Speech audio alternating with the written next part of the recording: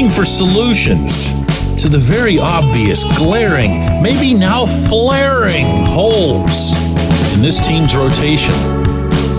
Time to start thinking well outside the box, apparently. Good morning to you. Good Friday morning. I'm Dejan Kovacevic of DK Pittsburgh Sports. This is Daily Shot of Pirates. It comes your way bright and early every weekday. If you're into football and or hockey, I also offer daily shots of Steelers and Penguins, the other two teams in town that I cover. Pirates Fest gets going this weekend, and it'll do so, as I've been discussing all week long, under the cloud of management having done next to nothing to address the roster, and in fact having allowed it to lapse into something that appears like it could be worse than last year's roster. What's more, given that they've been connected to so few free agents, even the ones one might think would be in their price range, it can give off the air, and it might be the right air, that they don't really care. Or maybe they're just trying something different. A name came up yesterday in my direction that honestly I hadn't known or thought about very much before that. That's Domingo German. He is a right-handed pitcher who's 31 years old. He'd spent parts of 6 seasons with the Yankees, had a 4.41 ERA over that time. This past year, had 108 and 2/3 innings. That's a career high. Also had, and I'm going to throw this in parenthetically, a perfect game. I know, right? But then in early August, following an episode in which he was apparently drunk in the clubhouse, he argued with his teammates, he argued with Aaron Boone, the manager, he flipped a couch, went totally nuts, and then went into the stadium nap room while the rest of the team was getting ready for the game. That prompted the Yankees, and not without cause, to enter him into a treatment program. By the time the season ended, the Yankees attempted to outright him to the minor leagues. He refused. That made him a free agent. And what I was told was that he might be interested in coming to the Pirates. Now, I not picked up even the tiniest trace as to whether or not the Pirates would be interested in him. That, of course, would be one heck of a debate. Not just within the team, but also, all of us. There'd be plenty of discussion for sure. Now, here's what's known. If the Pirates were to get him, they'd be getting somebody who is a decent starting pitcher who's got some durability to him. And of course, he'd be better than 90% of what they have now, which is next to nobody. That said, the amount of homework they'd have to do, the amount of verification, the amount of convincing that it'd take on the part of the athlete to ensure that this doesn't backfire on them in the worst way, that's a big bunch of baggage. It really is. And for what? You'd be getting somebody who is pretty good, and you'd be getting them on the wrong side of 30, and you'd be getting them right after another organization just said, get lost. And I have no problems whatsoever with second chances. In fact, I happen to believe firmly in them. Not that I'd ever want Felipe Vasquez back.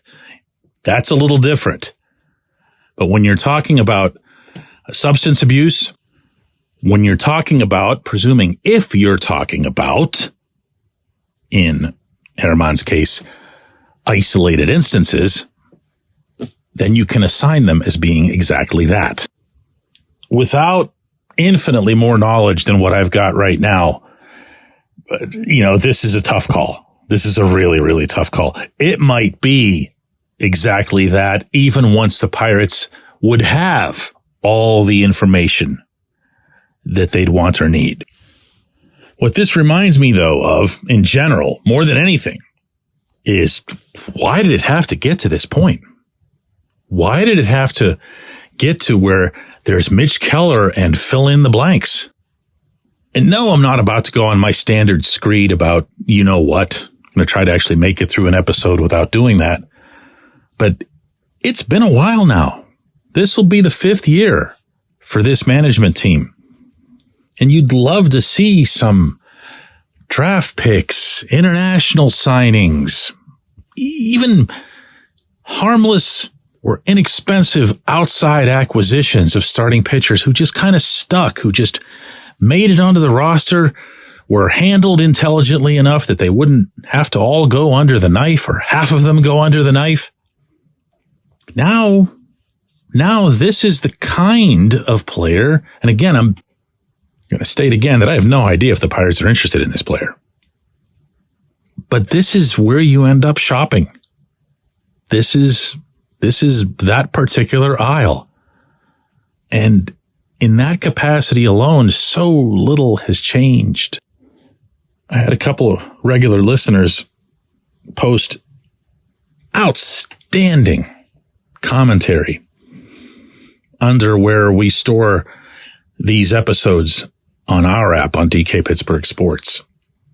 And they got into all kinds of detail about position players, pitchers, how this player can be better, why they might be carrying over some of the goodness from the second half of the season, of last season, into next season, why an improved team might be at hand, even if they don't do another thing. And they made a lot of sense. I'm not Nostradamus. I'm not in a position to say the future is going to be exactly this. I have no idea any more than they do or anybody else does. But the effort was appreciated. And at the same time, they wouldn't have had to make the same effort that they did if we'd be surveying a very different scene over these past 4+ years. And nobody can counter that. We were not supposed to be getting into year 5 and seeing arguably a lesser rotation than what was in place in year 1. When we come back, J1Q. This portion of Daily Shot of Pirates is brought to you by our friends at North Shore Tavern that's directly across Federal Street from PNC Park. It's home of Steak on a Stone, an eating experience, underscoring the word experience. The steak is brought to you partially cooked on an 800-degree stone, and you do the rest.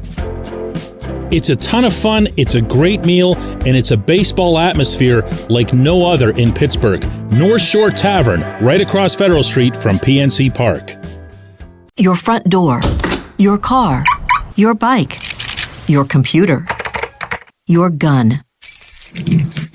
Safety is a habit. Every day you lock and secure your home and everything you want to keep safe. Gun safety and responsible storage are no different, and the best way to help prevent accidents, misuse, and theft. If you have a firearm, own it, respect it, and secure it. Visit ProjectChildSafe.org. Brought to you by the National Shooting Sports Foundation and the Bureau of Justice Assistance.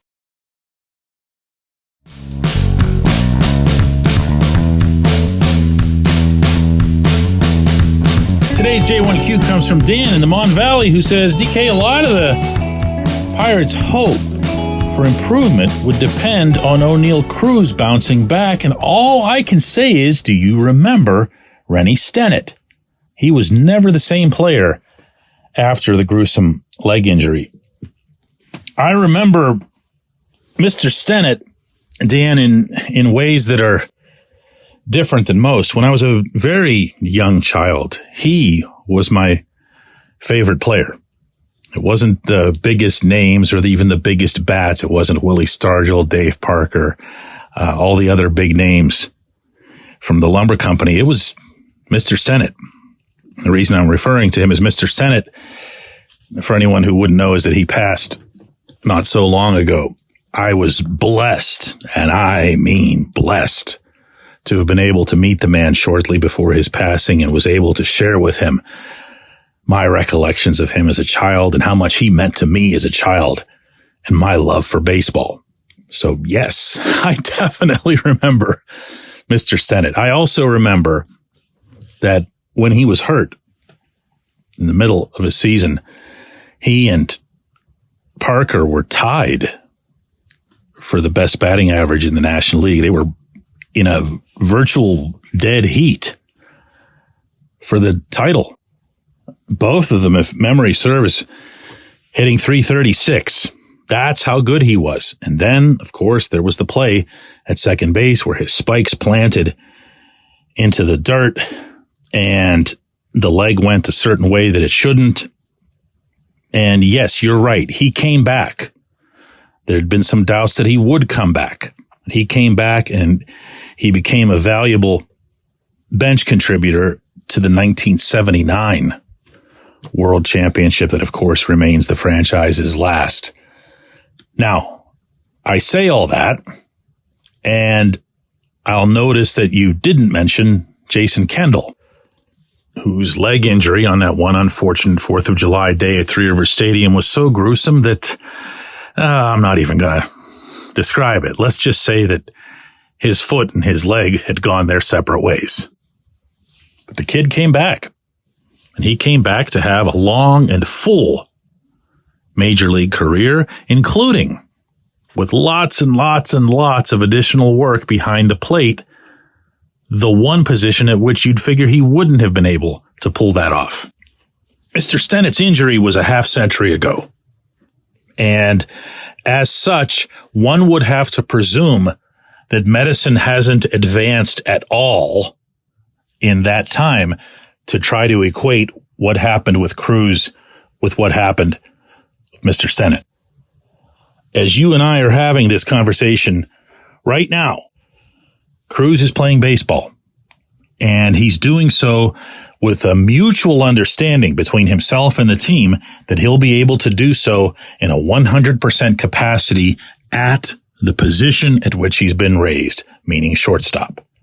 Until there's anything at all to alter that outlook, I'm not willing to entertain it myself. I appreciate the question. I appreciate everybody listening to Daily Shot of Pirates. And if you're coming down to Pirates Fest downtown over the weekend, be sure to stop over at DK Pittsburgh Sports headquarters as well. We're on 224 5th Avenue.